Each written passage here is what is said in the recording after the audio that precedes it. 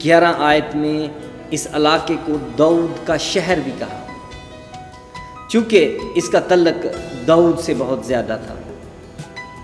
لہٰذا یہودیہ کا بیت لحم جو تھا اس کی اہمیت کے پیش نظر اسے باقاعدہ سے مقدس متی رسول اپنے انجیلی بیان میں یہودیہ کا بیت لحم منشن کرتے ہیں۔ یسوع مسیح کی پیدائش سے جڑا ہوا یہ واقعہ ہے، اس میں سرائے کا ذکر ہے واضح طور پر کہ شہر میں ان کے لیے جگہ نہ تھی اور انہوں نے اپنے لیے ایک طویلہ ڈھونڈا،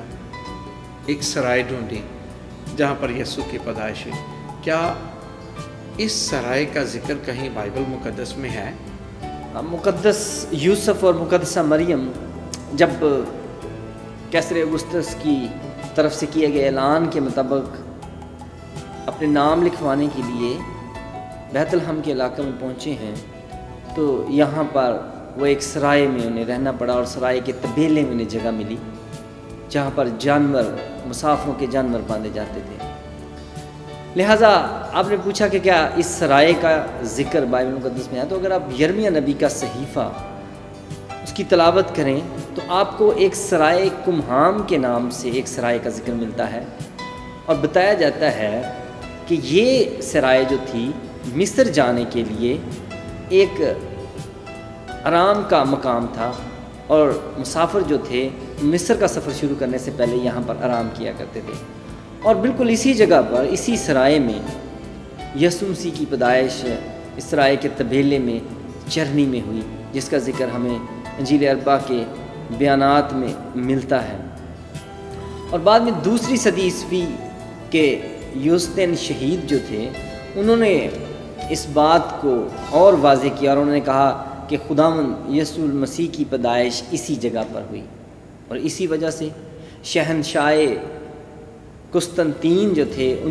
انہوں نے اور ان کی والدہ ہیلینا نے یہیں پر ایک چرچ بنام چرچ آف نیٹیوٹی تعمیر کیا، اور پھر 6 صدی میں یوستینان نے اسے دوبارہ اور زیادہ شاندار طریقے سے تعمیر کیا، اور یہ بالکل بیت لحم کے قریب جگہ ہے، اور بالکل صحیح بات ہے کہ سرائے کا ذکر بائبل میں کیا گیا ہے۔ اور اس سرائے کا نام یرمیہ نبی کے صحیفے میں سرائے کمہام بتایا گیا ہے۔ ضیاء، یسوع کی پیدائش کے واقعہ کی پہلی خوشخبری چرواہوں کو دی گئی۔ کیا یہ کوئی خاص چرواہے تھے؟ یہ کون تھے؟ لوگ پوچھتے ہیں یہ کون تھے؟ چرواہوں کے متعلق بہت اچھا سوال آپ نے پوچھا ہے۔ میں نے بتایا کہ یہ بیت لحم کے پاس قریب پائی جانے والی چراگاہوں میں اپنی بھیڑ بکریوں کو چرا رہے تھے، اور یہ وہی جگہ ہے جہاں داؤد نبی اپنی بھیڑ بکریاں چرایا کرتے تھے، اور یہ چرواہے جو تھے یہ خاص ہیکل کی ڈیوٹی پر مامور تھے، اور یہ آپ نے ہیکل کے امپلائی کہہ سکتے ہیں، کیونکہ یہ ان بھیڑ بکریوں کو چرا رہے تھے جو ہیکل میں قربانی کے لیے پیش کی جاتی تھی، چونکہ ہر سال لوگ وہاں پر قربانیوں کے سلسلے میں پہنچتے تھے، دور دراز کے ملکوں سے وہاں پر پہنچتے تھے، اور وہ اپنے جانور اپنے ساتھ نہیں لاتے تھے، لہٰذا انہیں یہاں سے پرووائڈ کیے جاتے تھے، اور وہ وہاں سے خرید کر قربانیاں گزرانا کرتے تھے، اور یہ چرواہے انہی بھیڑ بکریوں کو چرایا کرتے تھے، لہٰذا یہ بڑے اہم چرواہے تھے جنہیں الہی سندیسہ دیا گیا کہ آج داؤد کے شہر میں تمہارے لیے ایک منجی پیدا ہوا ہے۔ یسوع مسیح کی پیدائش کا سلسلہ جب آگے بڑھاتے ہیں تو متی کی انجیل میں ہم پڑھتے ہیں کہ کئی مجوسی یسوع کے پاس آئے۔ لوگ پوچھتے ہیں یہ کون تھے اور یہ کہاں سے آئے؟ ان کی تعداد کتنی تھی؟ بہت اچھا سوال ہے۔ مجوسیوں کے بارے میں لوگوں کے بہت سے نظریات ہیں، گو کہ بعض لوگوں کا کہنا ہے کہ مجوسیوں کے بارے میں جاننے کی ہمیں ہر چند ضرورت نہیں ہے، لیکن پھر بھی مجوسیوں کے بارے جاننے سے کئی ایسی باتوں پر ہماری نظر جاتی ہے جو ہمارے لیے باعث برکت ہے۔ مجوسیوں کی پر اگر غور کریں تو مقدس متی رسول کے بیان کے مطابق مجوسیوں کے بارے میں صرف یہ لکھا ہے، متی 2 باب اس کی پہلی آیت میں، کہ دیکھو کئی مجوسی پورب سے یروشلم میں یہ کہتے ہوئے آئے۔ मुक़द्दस मत्ती रसूल अपने अंजीली बयान में मजूसियों के लिए सिर्फ उनकी सिमत का तौहीन करते हैं, यानी कि मुक़द्दस मत्ती रसूल फरमाते हैं कि वो मशरक़ से आए थे। लिहाजा हमें अगर ये जानना है कि वो कौन थे और कहाँ से आए थे, तो हमें मशरक़ के बारे में जानना होगा कि बाइबल मुक़द्दस में मशरक़ के बारे में क्या क्या बातें दर्ज हैं। तो अगर आप बाइबल मुक़द्दस का बग़ौर जायज़ा लें तो हमें इब्राहिम का वो वक्त याद आता है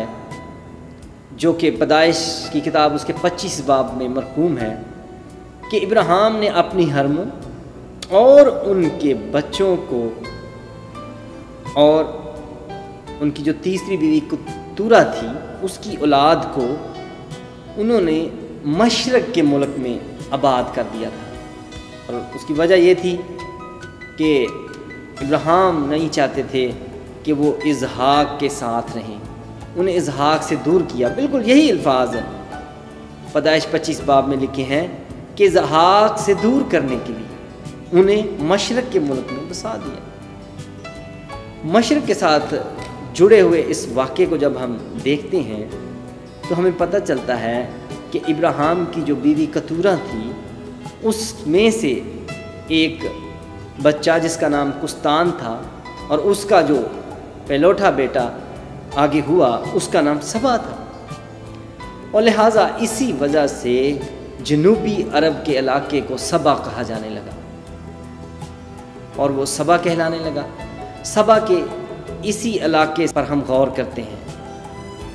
कि क्या ये मजूसी जो थे सबा के इलाके से तो नहीं आए थे। लिहाजा जब हम इस बात पर गौर करते हैं तो जनूबी अरब का इलाका जो सबा है उसके बशिंदों के बारे में बाइबल में बहुत सी बातें मरकूम हैं और ये भी लिखा है कि वो इसराइल के मुल्क में आएंगे और बादशाह को सजदा करेंगे, पोशीदा खुदा की तमजीद करेंगे। अगर आप यसाया 45 बाब उसकी 14 से 15 आयत पढ़ें तो यहाँ पर यूँ मरकूम है कि सबा के कदावर लोग तेरे पास आएंगे। थोड़ा सा और आगे जाए तो देखा वो तेरी पैरवी करेंगे और तेरे हजूर सजदा करेंगे और कहेंगे यकीनन खुदा तुझ में है, आए इसराइल खुदा आए नजात देने वाले, यकीनन तू पोशीदा खुदा है। और बिल्कुल हमने यही देखा कि मजूसी जो हैं वो आए हैं, उन्होंने सजदा किया है और यसु मसीह को इज़्ज़त और ताज़ीम दी है और वो इसराइल के मुल्क में पहुँचे हैं। लिहाजा इस नज़रिए के मुताबिक हम ये सोच सकते हैं कि गालबन जो मजूसी थे वो सबा के मुल्क से आए थे। यसु की पैदाइश के सिलसिले में ये मजूसियों का जब जिक्र आता है तो सोना, मुर और लबान का जिक्र आता है, 3 तहाइफ जो हैं उनका जिक्र आता है। जी बिल्कुल। क्या इन तीनों तहाइफ से मजूसियों की सिमत का कोई अंदाज़ा, कोई क्लू मिलता है? यसु मसीह को जब 3 तोहफे मजूसियों की तरफ से जो पेश किए गए हैं, सोना, मुर, लबान, बहुत अच्छा सवाल है कि इनसे हमें मजूसियों की कौमियत या सिमत का कुछ अंदाज़ा होता है। बिल्कुल, अगर आप बाइबल मुक़द्दस का बग़ौर मुतालिया करें तो हमें पता चलता है कि ये सोना, मुर, लबान जो थे और मसाला जात, कीमती पत्थर एक ख़ास कौम के साथ मंसूब किए गए हैं कि ये लोग इनकी तजारत किया करते थे। और उन लोगों का भी अगर आप देखें तो हिजकियल 27 बाब और उसकी 22 आयत में यूँ मरकूम है कि सबा और रामा के सरदागर तेरे साथ सौदागरी करते हैं और वो हर किस्म के मसाला और हर किस्म के कीमती पत्थर, सोना तेरे बाज़ारों में फ़रोख्त करते हैं। तो इस हवाले से भी हमें पता चलता है कि ये जो सोना और कीमती मसाला जात, मुर, लबान जो थे, इनकी तजारत सबा के लोग किया करते थे। लिहाजा ये भी बात हमें उसी तरफ जनूबी अरब के इलाका सबा की तरफ लेकर जाती है।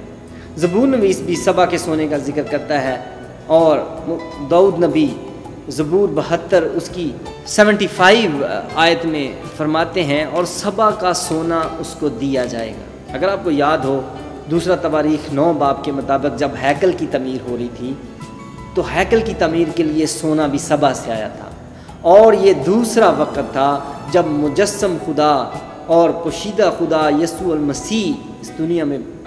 आ मौजूद हुए, तो उनको भी सबा से ही सोना जो था उनको तोहफे के तौर पर पेश किया गया। और फिर یرمیہ نبی بھی سب